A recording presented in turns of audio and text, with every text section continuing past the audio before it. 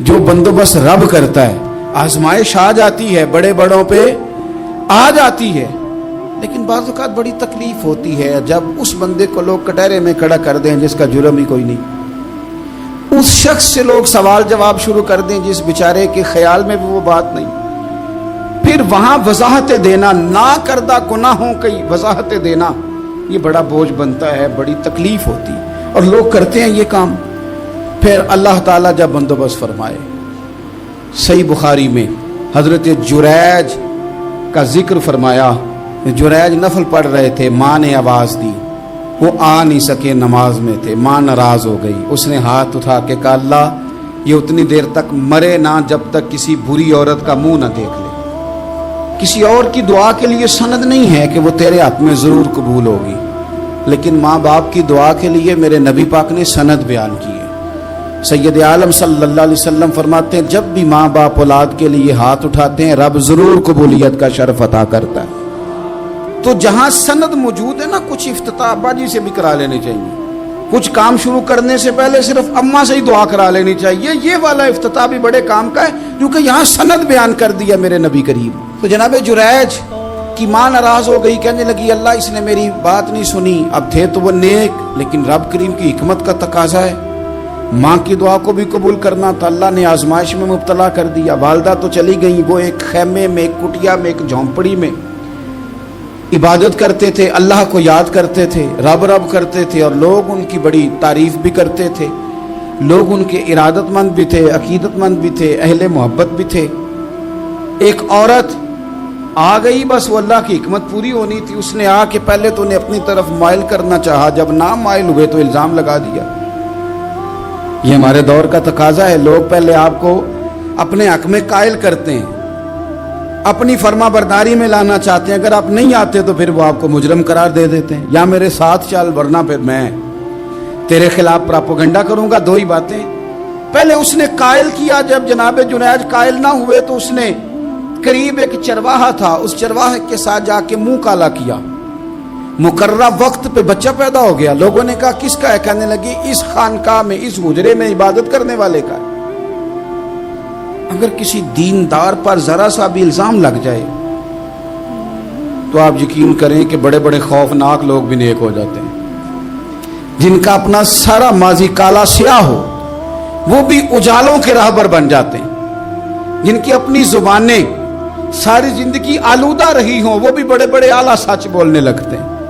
आला कच्चे मेरे मकान की दीवार क्या गिरी, लोगों ने तो मेरे सहन में रस्ते ही बना लिए।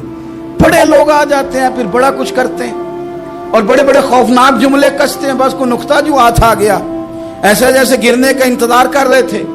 अब जनाब लोग उठे, एहतजाज शुरू हो गया, शोर पड़ गया। ये बाबा बड़ा नेक बनता था, नफल पढ़ता था, इबादतें करता था, देखो इसका हाल क्या है कि इसने नाजायज बच्चा पैदा किया।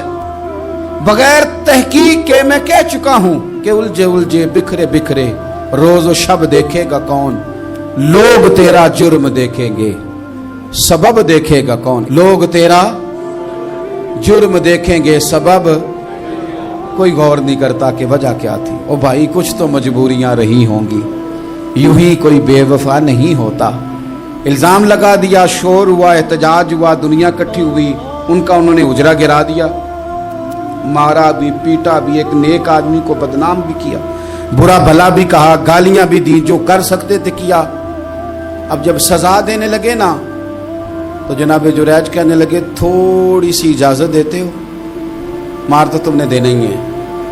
कहा जनाब ठीक है देते हैं। उन्होंने कहा सिर्फ 2 नफल पढ़ने हैं। अब वो नफल पढ़ रहे थे तो लोग उस वक्त भी कह रहे थे फराड ही कर रहा है, धोखा ही दे रहा है। चूंकि ज़ेन बन गया ना, बदगुमानी आ गई। उन्होंने 2 नफल पढ़ के हाथ उठाए, कहा अल्लाह जाना तो मैंने है, पर इस रुसवाई के साथ जनाजे तक नहीं खराब हो जाते, कब्रें तक नहीं लोग बदनाम कर देते। कहा अल्लाह जाना तो है, फिर इस रुसवाई के साथ तो मेरी मदद फरमा। अब तो मेरा केस तेरी ही अदालत में है, तू रहमत का दरवाजा खोल। हाथ उठाए, दुआ मांगी, नफल पढ़े, पूरे मजमे पे नजर दौड़ाई, कोई नहीं था सपोर्ट करने वाला।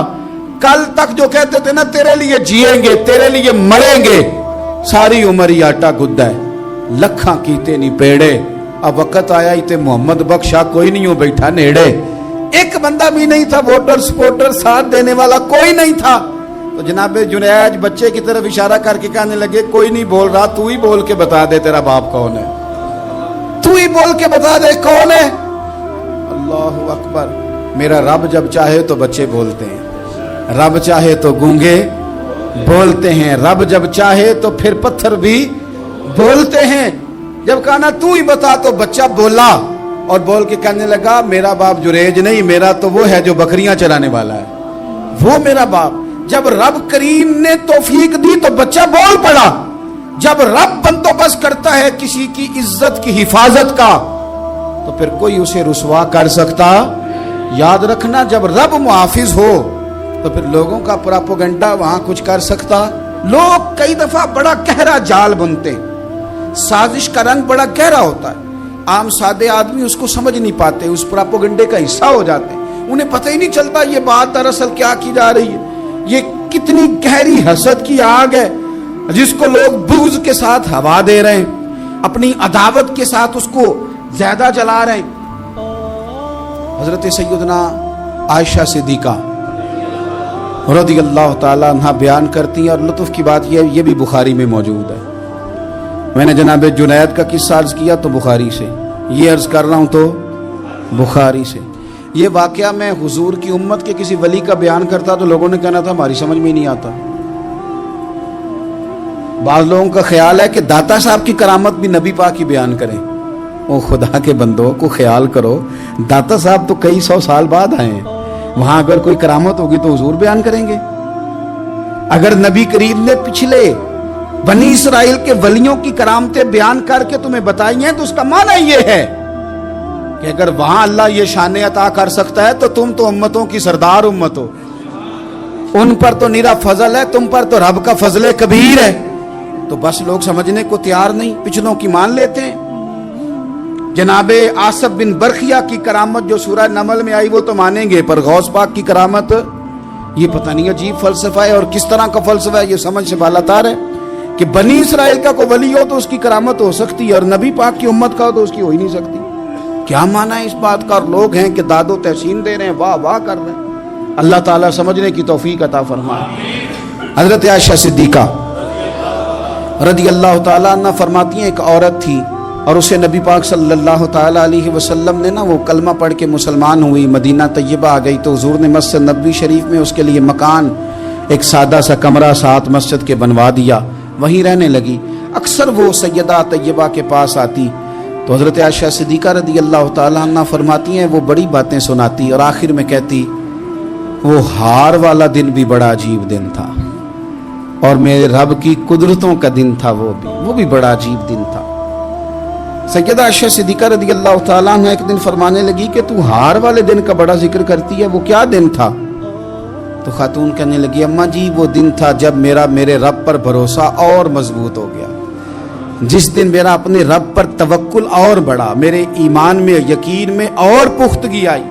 کہنے لگی میں ایک گھر کی کنیز تھی, نوکرانی تھی, اس گھر میں ایک بچی تھی جس کے پاس سونے چاندی ہیرے جواہرات کا ہار تھا. اس زمانے میں نا چمڑے کے اوپر لوگ ہیرے جواہرات لگاتے تھے, کئی دفعہ سرخ رنگ کے چمڑے پہ لگائے جاتے تھے.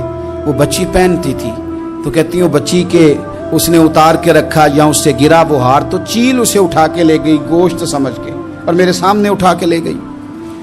گھر والوں نے مجھ سے پوچھا, یہ بخاری میں موجود ہے, گھر والوں نے پوچھا مجھ سے کہ وہ ہار کہاں ہے, تو میں نے کہا چیل اٹھا کے لے گئی.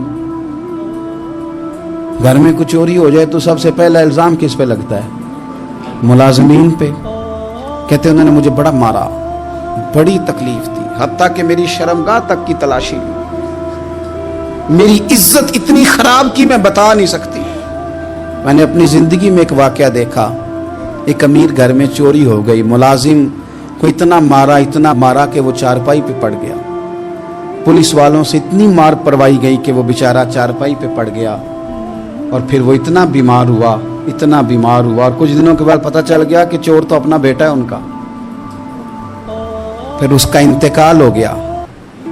اب وہ سیٹھ صاحب اور گھر والے آ کے مرنے والے کے کان میں معافیاں مانگ رہے ہیں, کان میں.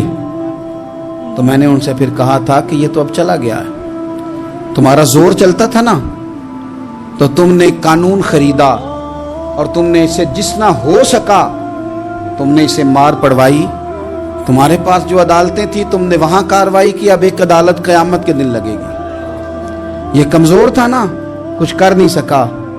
میرے نبی پاک صلی اللہ علیہ وسلم نے فرمایا سن لو، اگر سینگ والی بکری نے بغیر سینگ والی بکری کو تکلیف دی ہوگی نا تو قیامت کے دن اسے بھی بدلہ دینا پڑے گا کہ تیرے پاس سینگ تھے اور تو نے اسے مارا تھا۔ وہ خاتون عرض کرتی ہے سیدہ عائشہ کی خدمت میں کہ مجھے بڑا مارا، مجھے تکلیف دی، میں کہہ رہی تھی کہ میرے سامنے چیل لے گئی ہے پر وہ نہیں مان رہے تھے، اماں جی انہوں نے مجھے بڑا مارا۔ حضرت عائشہ صدیقہ کہتی ہیں پھر کیا ہوا؟ کہنے لگی اماں جی جب کوئی میرا مددگار نہ رہا، مجھے تکلیف دے رہے تھے، رسوا کر رہے تھے، تو میں نے اپنے رب سے مدد چاہی، میرے رب کی طرف میں نے توجہ کی، میں نے کہا مالک اب تو ہی میرا مددگار ہے۔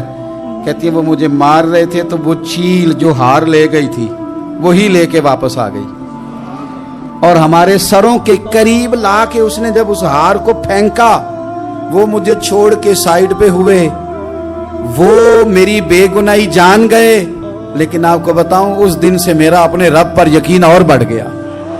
مجھے سمجھ آ گئی کہ جب انسان پورا ٹوٹ جاتا ہے اور جب کوئی چاروں جانب اس کا مددگار نہیں ہوتا تو رب تو ہوتا ہے نا، اللہ تو اس کا مددگار ہوتا ہے نا، وہ تو پھر اپنے اس بندے کی مدد کرتا ہے نا، پھر وہ تو توانائی دیتا ہے نا، وہ تنہا نہیں چھوڑتا، وہ تو آنسوؤں والوں کے آنسوؤں پہ بڑا کرم فرماتا ہے، وہ تو قسم پرسی میں آ جاتا ہے، اس کی رحمت بڑھ کے استقبال کر لیتی۔ تو بھائی جب آپ پر اللہ کی حکمت کے تقاضے پورے ہونے لگیں اور زندگی میں کبھی کوئی ایسا وقت آئے کہ آپ محسوس کریں کہ تنہا رہ گئے ہیں اور کئی اپنے بھی مخالفین کی جماعت میں نظر آنے لگے ہیں، تو اس وقت پھر دل، روح، زبان اور ذہن کو یکجا کر کے سمجھ لینا کہ جب ساری دنیا ساتھ چھوڑ جاتی ہے تو رب کی رحمتیں اس وقت بھی ساتھ رہتی ہیں اور اللہ کی مدد اس وقت بھی بندے پہ کرم نوازی کرتی ہے۔ ایک اور حدیث سنیں، لطف کی بات یہ ہے یہ بھی بخاری میں ہے، یہ بھی واقعہ بخاری میں ہے۔ اللہ اکبر۔ ایک شخص نے نا ایک بندے سے قرض مانگا، اس نے کہا مجھے قرضہ دو، وہ کہنے لگا کہ کتنا قرضہ؟ اس نے کہا 1000 دینار۔ دینار سونے کا ہوتا تھا، درہم چاندی کا ہوتا تھا، 1000 دینار چاہیے۔ اس نے کہا کوئی گواہ ہے تیرے پاس؟ غریب کا گواہ بھی کوئی نہیں بنتا، کبھی الجھ جائے نا کو بندہ تو کئی اپنے بھی کہہ دیتے ہیں کہ ہم اس کے قول فعل کے ذمہ دار نہیں ہیں۔ ایک غریب آدمی کو قرض کی ضرورت پڑ گئی، 1000 دینار چاہیے۔ میں کہہ چکا ہوں کہ درہم چاندی کا ہوتا تھا، دینار سونے کا، اب 1000 دینار لینا ہے۔ تو جس بندے سے اس نے کہا، اگرچہ وہ نیک بندہ تھا، اس نے کہا یار 1000 دینار دے دو، تو کہنے لگا کوئی گواہ ہے تیرے پاس؟ وہ کہنے لگا غریبوں کا گواہ کون ہوتا ہے؟ ہاں ایک گواہ ہے۔ کہا کون؟ کہا میرا رب، وہ تیرے اور میرے بیچ گواہ ہے۔ اس نے کہا کوئی کفیل، اگر تو پیسے نہ دے سکے تو وہ بعد میں دے دے، یا تجھے کچھ ہو جائے تو وہ دے دے۔ اس نے کہا کفیل بھی میرا اللہ ہی ہے، میرے پاس اگر ہے تو رب کریم کا نام ہے، اگر اعتماد کر سکتا ہے تو کر لے۔ بندہ نیک تھا، اس نے کہا رب کے نام پہ، رب کی کفالت پہ، اللہ کو گواہ بنا کے میں تیار ہوں تجھے 1000 دینے کی۔ اس نے 1000 دینار دے دیا، وقت واپسی کا طے ہو گیا، وہ چلا گیا پیسے لے کے۔ اس نے پوری محنت کی کہ میں نے وقت پہ پیسے لوٹانے، پوری محنت بھی کر لی، اللہ نے مدد بھی کر دی، پیسے بھی اس تاریخ کو اسے مل گئے۔ بعض لوگوں کا تو لوٹانے کا دل ہی نہیں ہوتا۔ فرمایا حدیث پاک میں کہ تو لوٹانے کا ارادہ کر، رب تیری مدد بھی فرمائے گا۔ لیکن یہاں بہت سارے لوگ کہتے ہیں خیر ہے، ارادہ ہی نہیں، تو پھر جس طرح کا بندے کا گمان ہو رب بھی اسی طرح کا معاملہ فرماتا ہے۔ اس نے پیسے جمع بھی کر لیے اور واپس دینے کو تیار بھی ہو گیا، لیکن رستہ بحری جہاز کا تھا، کشتی کا تھا، دریا کے رستے واپس آنا تھا۔ اب وہ جب آ گیا دریا کے کنارے تو بڑی کوشش کی، پر وہاں اسے کوئی کشتی نہیں ملی۔ وقت پہ پیسے لوٹانے ہیں، سفر کرنا ہے، اب سواری میسر نہیں ہے۔ سوچ سوچ کے پریشان تھا کہ میں نے تو اللہ کے نام پہ لیے۔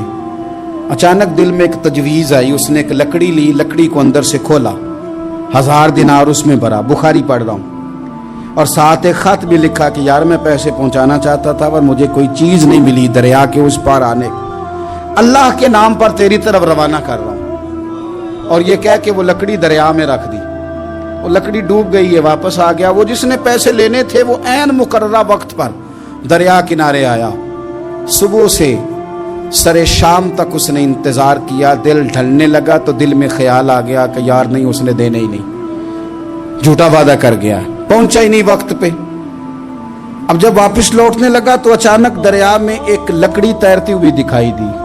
کہنے لگا لے جاتا ہوں، شام کو روٹیاں پکانے کے کام آئے گی، ایندھن بنا کے جلا لوں گا، ہنڈیا پک جائے گی۔ لکڑی اٹھا کے جلانے کے لیے گھر لایا، گمان تھا کہ وہ نہیں آیا وعدہ کر کے، اللہ کو کفیل اور وکیل بنا کے اور گواہ بنا کے پھر بھی نہیں آیا۔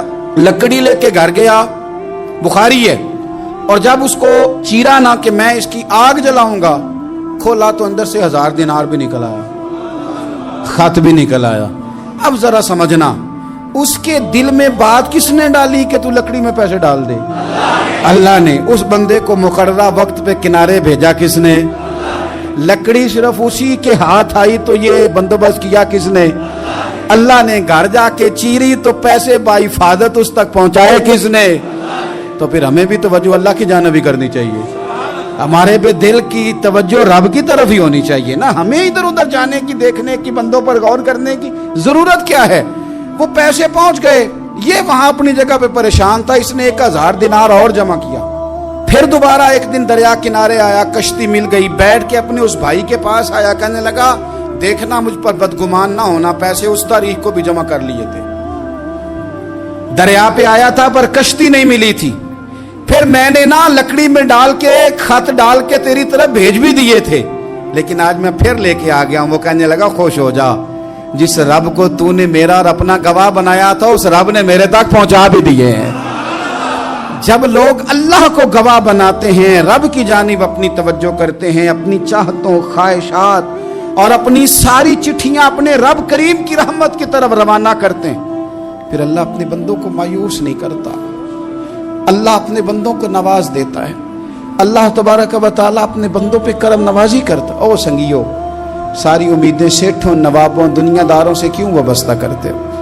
ساری توجہات کا مرکز کیوں ان لوگوں کو بناتے ہو جو تمہیں دنیا میں مضبوط نظر آتے ہیں؟ اپنی توجہات کا مرکز اپنے خدا کو بنائیے، اپنے مالک کی جانب اپنی ساری خواہشات کا رخ پھیر دیجئے، اپنی توجہات اپنے رب کی جانب کر لیجئے، وہ اپنے بندوں پہ بڑی کرم نوازی فرماتا ہے، وہ عزتوں کا بھی محافظ ہے، وہ پریشانیوں میں کرم نوازیاں فرمانے والا ہے، وہ ساتھ دینے والا ہے، وہ اس کی رحمت قریب آ کے بندے کو سہارا دیتی ہے، وہ اپنے فضل سے اپنے بندوں کی ہر مشکل میں دستگیری فرماتا ہے۔ اسیاں سے کبھی ہم نے کنارہ نہ کیا، اور تو نے بھی تو دل آزردہ ہمارا نہ کیا، ہم نے تو جہنم کی بہت کی تدبیر، پر مولا تیری رحمت نے گوارا نہ کیا۔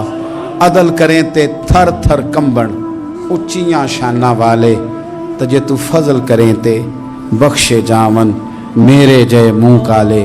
آخر دعوایا ان الحمدللہ رب العالمین۔